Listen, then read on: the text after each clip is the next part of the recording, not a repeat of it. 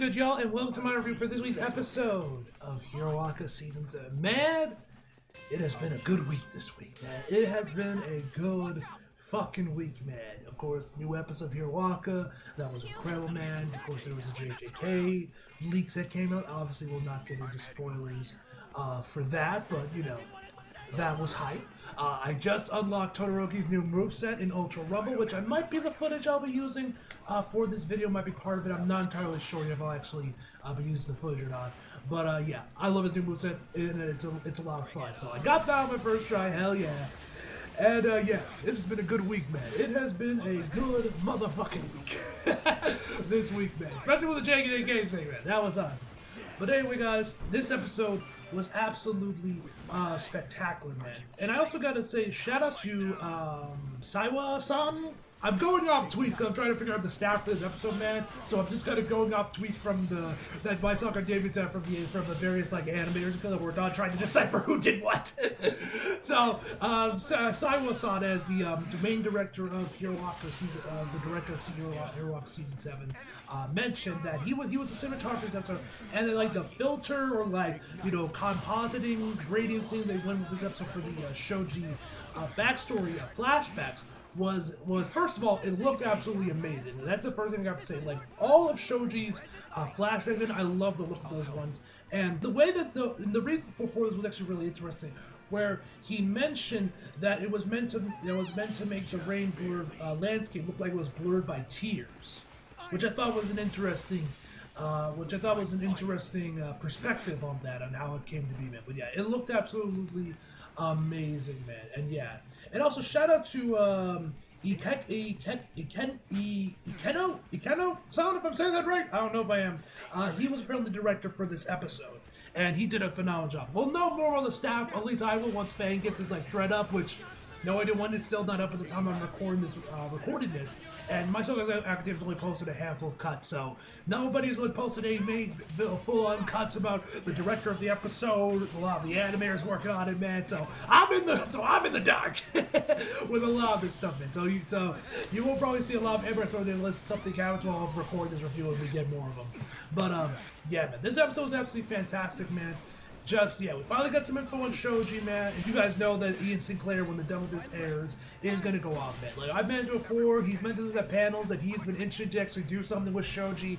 So I'm excited. But if you guys have seen Vinland Saga Season 2, you know how great of an actor he is. So this is going to be hype, man. Next week, that one's going to be insane as well, man. I think Horikoshi at this point has just entered God mode, man. Like from the last episode to now, he has been in just God mode. And he'll probably be in that for the rest of the series, man. But we'll have to wait and see on that, ladies and gentlemen.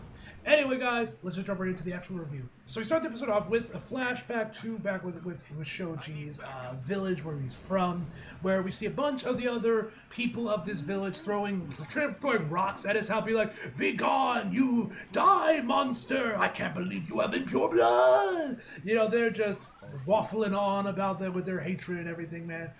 What I also was interested in this episode, we get this close-up of like a lizard like crawling on the walls and going down. I thought it was an interesting shot considering, Spinner looks very much like a lizard or like a reptile. I do wonder if that was kind of meant to be some sort of like, I don't know, like reference or something to Spinner at all, if that was just there because they just thought it looked cool if it was in the manga. I don't know, but like the fact it's fighting Spinner and then there's just a shot of a lizard man I thought was kind of interesting. We get some more narration where it says, no matter how much time passes, you will never accept our kind. As we see Shoji in this part of the episode, he is in silhouette, appearing in front of this lake, or this I don't know, waterfall, whatever this body of water is, where the waves are going like crazy. Now, the one thing the episode never answers is, why was he there? Like now, man could have just been on a stroll, or, would have been on a stroll and decided, I'm gonna chill by the lake for a while it's pouring rain. Like, I do genuinely wonder if Shoji was gonna try and kill himself this current moment, because of all the violence and vitriol and hatred that have been thrown his way. And we don't see his parents at all throughout any of this, although they seem to be both very much alive. and everything. So, but like that's one thing I kind of wish we got some more that was expanded upon this episode, because we find out later on the episode. I'll mention this on there, that Shoji's parents seemingly didn't have this problem where they were heteromorphs. It seemed like Shoji was the only one that ended up becoming a heteromorph out of the family. And they both seem to be alive and well. I mean, it never says his parents are dead, but maybe they are. But I would have liked to get some expansion on that about Shoji's parents and what they were up to, or what they were doing for all of this. But genuine question though, if that little girl, which we see once again later episode, if that little girl wasn't there for Shoji's sake, was he about to kill himself and just jump into the water and be like, take me? You know, like I'm genuinely curious if Shoji was actually going to kill himself right here. I could be reading into this too much, and he might have just been there for a nice Sunday afternoon stroll in the pouring rain. But I don't know. Because I don't know, man, like, man never explains what he was doing at that lake. So, yeah, I'm very curious to know what he was doing there anyway. But regardless of such, after that, with some narration from Izuku saying that we're going to be going back in time to, of course, with Shoji and Spinner, and the fight, of course, trying to protect Kurogiri from the Paranormal Liberation Front. And through Izuku's narration, we find out that this giant mob that Spinner has accumulated for this attack or campaign, or whatever you want to call it, is actually 15,000 people, which is kind of nuts that it was that they managed to find that many like heteromorphs and other people that agree with their ideology. I don't know if they were all heteromorphs or just the majority of them were. I'm pretty sure they might have all been heteromorphs. Were able to find that many, which is kind of nuts. Well, the heroes with the police that were made was only 200. Like 100 shy of being 300 Spartans against, what was it, the Persian army, was it? That was the whole thing with 300, I think. I don't know, I could be wrong on that one. But anyway, we watch the heroes try to defend against these mobs. Rocklock is shocked that they're so well organized, even though because they thought it was just gonna be just some random mob. And we see like the cops, they actually got like these big ass taser guns that just go that just like knock people out like crazy. President Mike, he's trying to do something. He's trying to help out a little bit with his shouting. He fires up the town called Loud Out Shout, but ends up like having one of their big hulking dudes just tank the hit, and it looks like he's about to get pierced by a pitchfork. Literally a pitchfork. Someone was carrying a pitchfork, you know. And you got guys with Molotovs, cocktails, bird and shit, man.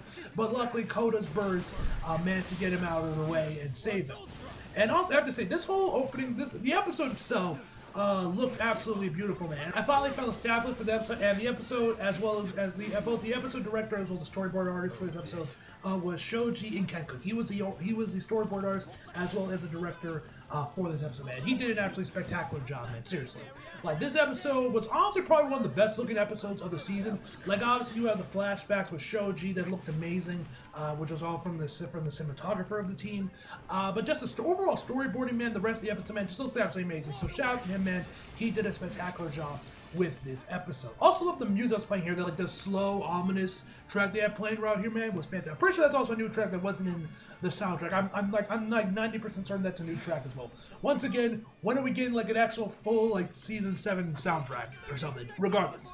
Anyway, so while all of this is going on there, man, I also really like this one section where once Rocklock gets surrounded by a bunch of these heteromorphs, they all say like, "Be quiet, shut up," time. I love the red hue, the fadiness, out of focus look at them, the camera shaking, man. I thought it was all real dumb, but this little part did crack me up, where one of the heteromorphs is like screaming at Rocklock, "No one who looks human can understand," and I just thought that was funny. You know, an episode that kind of deals with themes of like discrimination, racism, possibly for this episode. Like you got this guy screaming at a black man, but you don't understand. I don't know, man. I just found that funny. That got a chuckle out of me. I don't know if anyone else found that humorous or that's just me, but that got a chuckle out of me. I thought that was a little bit humorous. But anyway, as the mob starts to move further inward, they met one of the guys managed to just get on Koda, rips his mask off there, and he's like, you from the city? You a city kid? You're a traitor! Yes, how dare you be a heteromorph and not get discriminated against? I don't know if that's why he was called a traitor or whatnot, I don't know. But anyway, man. We then get back over to the knockoff Dr. Octopus centipede-looking dude, and as he sits on top of the rooftop overlooking the destruction of this revolution, he proclaims that court counseling and court education is all a sham because of our form, and mentions the 6-6 incident. and the Great Jedi Purge. Now, we know Horikoshi Sensei. He's a massive Star Wars fan. But I think he's going a little too close to the sun with these references, if you catch my drift. Like, seriously, man. Like, 6'6", obviously we know Order 666. And the Great Jedi Purge, man. You know, like... like that, at this point, I think Horikoshi ain't even trying to be subtle anymore. And that's not the only time where you're like, bro, come on now. That is the only time, but we'll get to that in a minute. And one other part where I have to say that the storyboarding really showcased really well here was as he was going off during this. He also mentioned that we also got to see some flashbacks of these incidents to showing off, you know, people killing Hetromorph. We see this close up of someone carrying a knife, and then a blood splatter appears on the front of the screen and takes over the entire screen, man.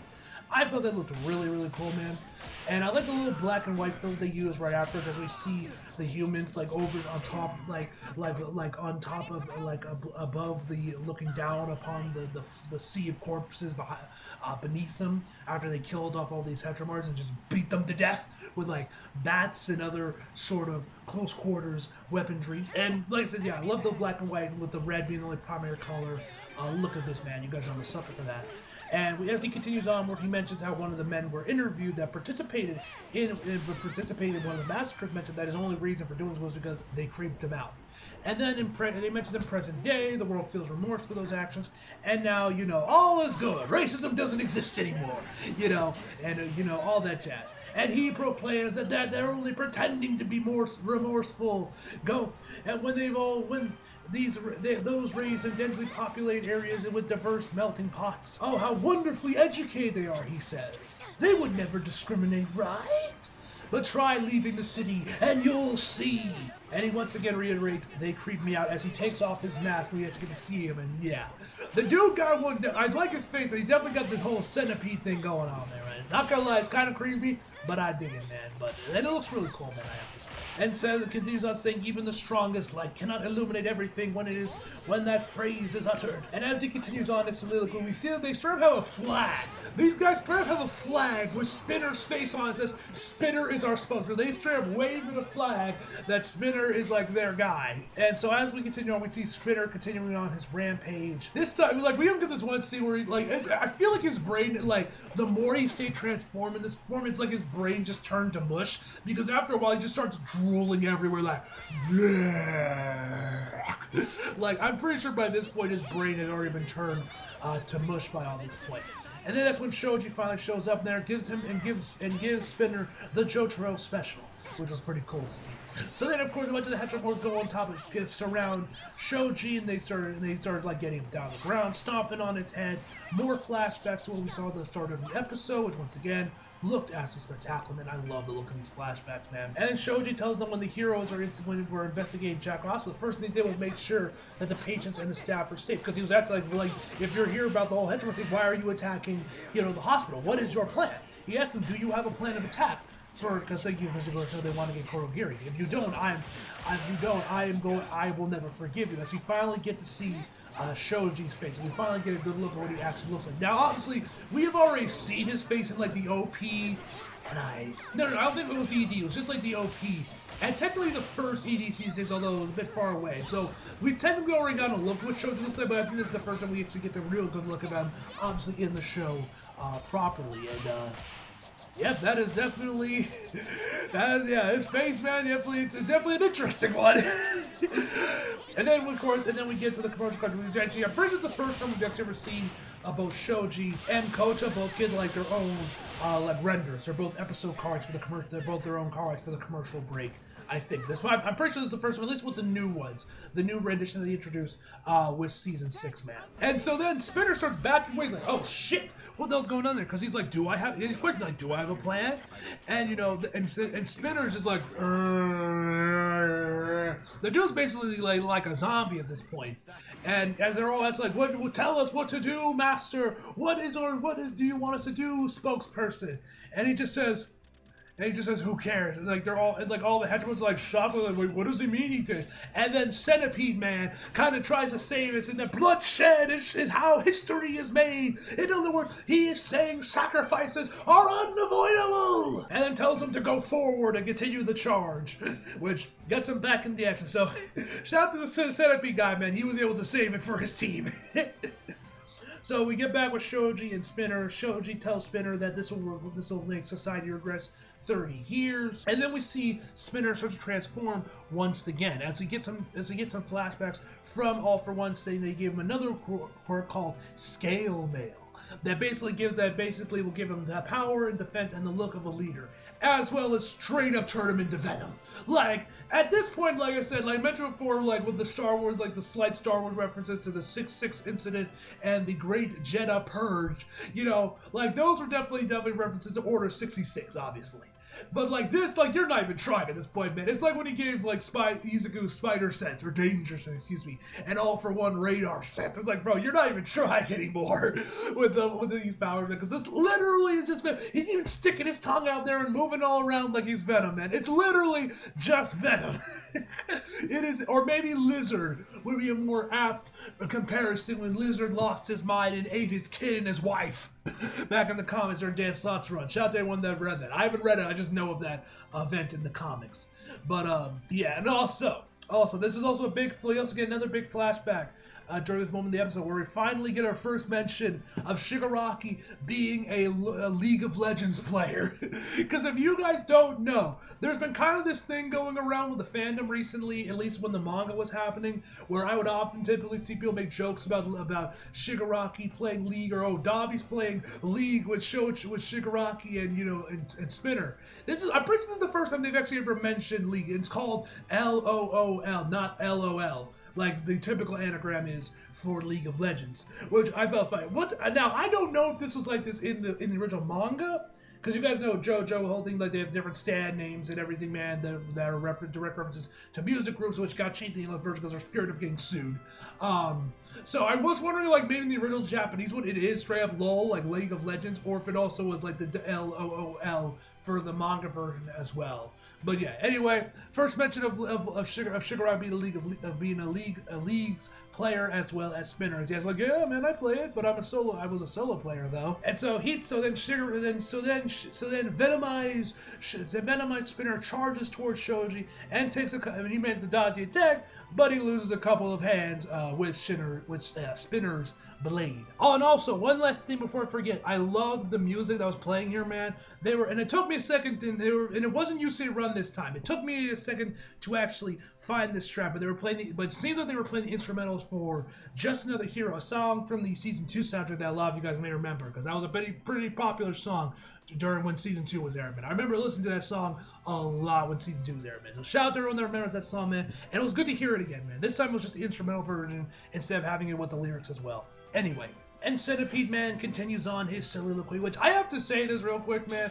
And I don't know if this is right or not or anything, but like, I don't know who the seiyuu for him was, but he sounded a lot like the dude that did like the opening narration for Wrestle Kingdom 13. For any of my New Japan guys out there that watch, for any of my pro wrestling guys that watch New Japan, you guys remember the Wrestle Kingdom 13 actually had like this whole thing right before the show started with a countdown where someone was like, Tokyo Dome! While there was like the Wrestle Kingdom, or I think he might do all New Japan shows.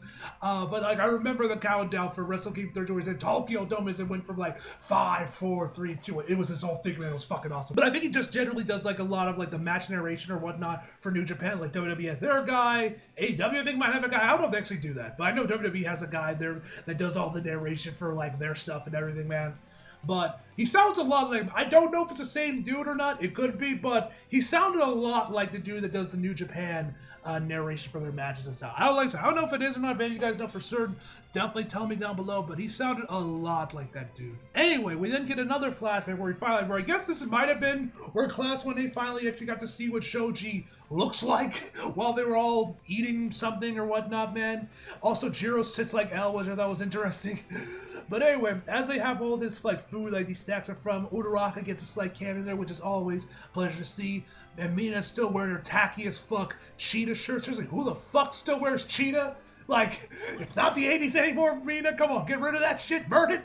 But anyway, he finally takes his mask off there while they're eating, and I love how both Kirishima and Kaminari are both absolutely flabbergasted by this. Whatever Kaminari was drinking was like straight falling out of his mouth, which looks like orange juice, I would assume. Maybe it was some sort of like tea that Momo made. But anyway, man. So he explains, like I said at the start of the video, that his parents didn't have arms like this, so it seemed like they were not heteromorphs like he was. Or if they did, they definitely didn't have like his whole arm thing going on there, man. And the people in this village were terrible, and when I would touch something, they would all gather together for a blood purification, whatever the fuck that means. And then they would all collectively gang up on him and beat him up. He continues on saying that about Tokoyami and Koda and the rest of you who grew up in state probably only read about this in textbooks. But it's still a thing in like the outskirts of Japan and in smaller non-city countryside areas of Japan. They still have this whole thing. And of course you got Mina there getting all pissed off for him. Be like, I won't allow this. We got to get rid of people like that. Very base, I will say. And then, Mineta actually has a nice moment here, man, where he's like, oh fuck, where he's like, fuck, I think I called you an octopus one time. And then we get a flashback to season 1. I do not remember this in the show at all. So I don't know if this was actually in that episode, season 1, or if this was added in for this episode. I could be completely wrong on this because I know Shoji had this whole thing where he did the grip thing where they did show Shoji for that episode, but I don't know if this line was in there. I feel like I would have remembered it if it was in that episode. But then again, I haven't seen season 1 since they aired on Toonami, back in 2018 or whatever it was. So it's been a minute. But anyway, so you had Sato say he looks like he's strong like a gorilla. Mineta, my man says, octopuses are sexy. Bro, my guy, you watch way too much hentai, my friend. Seriously, man. This definitely confirms that Mineta is definitely a tentacle hentai lover. I think we can confirm, which I think is very on brand for him to be into the weird shit. I feel like it's very on brand for Mineta to be into the weird shit. Like tentacle hentai or things like that, man. I'm not that surprised. So he starts profusely apologizing to Shoji. He's crying, saying, "But I never thought you were creepy or anything," which I thought this was pretty cool. That we finally got a moment where Mineta isn't being a creep, isn't being a perv, man. Listen, man. Say what you will about Mineta, man. I've seen people go on these weird, unhinged rants about him. Brina Palencia, who you guys know is the voice actress in the dub, that voice of Mineta is his number one defender, and she brings up very valid points whenever she mentions it in cons or whatnot about Mineta, kind of I don't want to say excusing his behavior, but giving context to it, you know what I mean? And it's actually kind of hard work because Brina would go off how, because you guys don't know, Brina is a mother. She has a kid, and I think he's 7 or something, 6 or 7 years old. He's still pretty young, and she's mentioned that she's worried about him, when he grows up and has puberty, where he starts getting these feelings. He's like, oh my god, there's something wrong with me, which. I don't know. I think it's kind of cool, a little heartwarming that, about that thing with Bree. She's mentioned that in some previous interviews she did, which you guys know, I watch interviews or panels while I'm editing videos and I just have this background noise or whatnot, but yeah. It's nice that we actually got a moment like this in the end where Mineta isn't being a creep. So say what you will about him, but I don't think he's an actual bad person or anything, man. But yeah, that was cool. Anyway, so getting back on track with the actual episode, Shoji continues onward about this is why I wear a mask, so people don't think I'm going out for revenge. I don't want you guys to treat this subject of heteromorph as taboo because of me. And he continues on as he drinks some coffee, which a lot of the animators were really pointing that out on Twitter, when they made their tweets oh hey, I worked on this episode. A lot of them would mention oh, Shoji looks like he has a hard time drinking coffee. They always mention about him drinking coffee for some reason. I do not know why they were that fixated about that. But anyway, as he continues onward, that I went through a lot of hardships. That's when we see the rest of the flashback, where we see Shoji actually save that girl. So we finally get the cons of that one scene that was in that scene he had in the first ED, first season 7, where he saved that one girl. He says, instead of tallying up the bad memories, I'd rather cling on the one good memory I have of this body. As we see the little girl grabbing onto his tentacles and crying her eyes out while Shoji's just smiling, man. And it was a very wholesome moment. And then, not gonna lie, this moment was a little weird. I'm not really getting what the point of this was, where Mina, Kaminari, Kirishima, Sue, and Kota all just leap underneath his tentacles. if you pay attention, you can actually see both Kaminari and Kirishima are like using him as using it like a blanket or something, man, which I just thought was weird. And Mineta as well, man. And the text, I know this one pops up there, man. And they all and like Mina's declared like let's make lots of good memories and all that, which nice little wholesome moment. Don't know why they were all just jumping underneath his tentacles. Maybe it's to make him like feel better about them or something. I also don't really get what the purpose of that was. And then we actually get this close up of Koda looking up at him where he's like tearing up, which that one definitely makes sense because Koda he's a heteromorph too, so he would obviously get this. But anyway, so then we also, and I did mention this earlier, but then Koda's head starts like splitting open, like where you see like one like the whole like we see like what we see later on in the episode, his mom's horn appears right before him, which obviously kind of makes the dude look like a Super Saiyan and starts glowing like it's a crystal, which I thought was kind of interesting. As we return back to the fight between Shoji and Spinner, he says, I was persecuted too. The people who hurt us were not justified in their actions, but this isn't the way to do it. As we see Shoji's perspective of the tall heteromorph woman that Izuku saved back in season 6. And Spinner, he ain't hearing all this. He's just saying, destroy it all, as he's like crawling on the wall like Venom. Like I said, Horikoshi is not even trying to be subtle with the Spider-Man references at this point. He's not even trying to be subtle with his references at this point. So we see then we see Shoji kind of like latching onto like part of the building, man, as he's like jumping and he's like swinging back and forth to fight Spinner. That looked pretty cool, man. And also, he continued. And also, one other part that speaking of swinging around, that I also almost forgot to mention. This is probably one of my favorite cuts of the episode.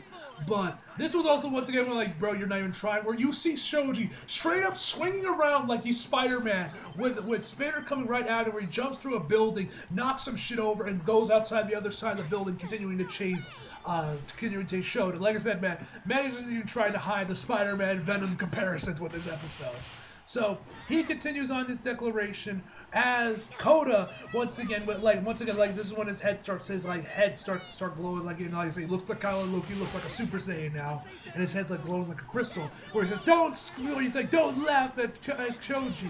As we see Shoji then like wrap a bunch of his arms around like one of his arms for like a super powerful punch, and Spinner actually calls it gross. He's like, yeah, that's who I am. As right before he delivers the final blow, we get another flashback where we see Shoda asking that he wants to be assigned to the central hospital. Of course, that's where all the heteromorphs will be fighting, and he can't call himself a hero if he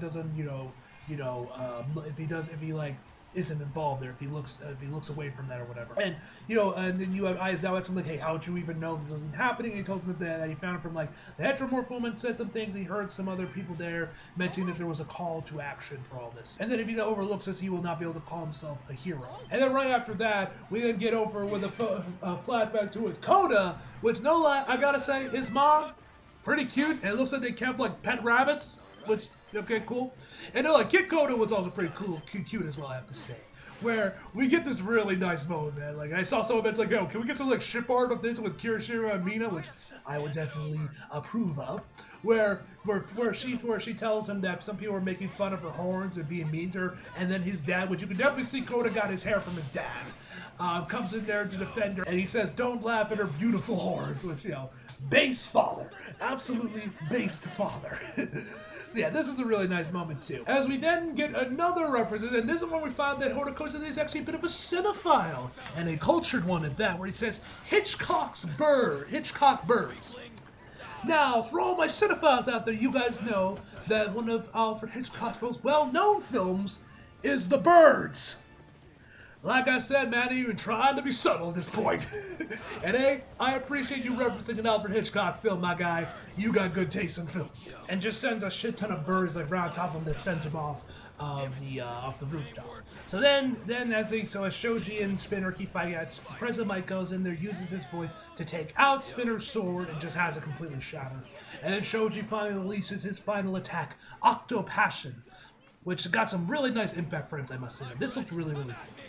And then Shoji makes one last declaration about saying, with the bodies you have been blessed with, what do you want to protect?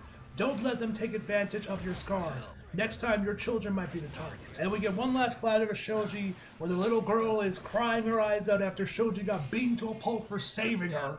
If I hadn't dropped back then, your face wouldn't have gone so scary. I get the sentiment, but I feel like you could have phrased it a little bit better. I'm just saying. I'm just saying. Once again, the flashbacks look absolutely amazing. And finishes off saying, don't turn into people who just want revenge. So Spinner, he ain't done yet, but he's like, my hatred will never go away. As he continues on saying that nothing will change if the heroes win. And then if he ever went out into the he was sprayed with insecticide, which doesn't make any sense considering he looks like a reptile, not an insect. So like, I don't get the purpose. Like, even by their diluted logic about like, ew, Heteromorph, go away. Like, what the fuck do you think insecticide's gonna do to a reptile? Like, that don't make, if he looked like the Fly, okay, fine, I get it. But like, he looks like a lizard. Like, why would you use that on reptiles? Unless insecticide works on reptiles too. I don't fucking know. So that was a little bit bizarre, but this does nothing Spinner, and he continues charging forward towards the hospital. And actually, as you see at the end of the episode, he managed to get in, and his words managed to like reignite the vigor inside the mob, and they continue on their march toward them. And it looks like this is when they finally start to make some real progress and start to push them back. And then the monkey dude comes out there and finally pulls out the 9mm and fires a handful of shots. As you see, Spinner finally busts into the hospital itself, which. This next episode I'm definitely excited for, considering, you know, like Kurogiri's gonna be in there. We see like the hospital staff try to be like the last line of defense against Spinner, but I don't know what the fuck they think they're gonna do against him, man. And yeah, it's gonna continue on this fight. So I'm definitely excited to see next week's episode, man. This one looks like it's gonna be this one's gonna be amazing, especially with Kurogiri, with the President Mike's gonna be in there as well. So we'll get more between him and Kurogiri and his whole friendship with the guy that became Kurogiri and all that jazz, man. I'm definitely excited for the next episode, man. And yeah, this was an absolutely masterful episode, man. Easily a 10 out of fucking 10, ladies and gentlemen. As always, guys, hope you guys enjoyed the video. Leave a like if you did, subscribe if you're new, follow me on socials if you feel like it. Links to subscribe below. And as always, back for more. See you guys next time.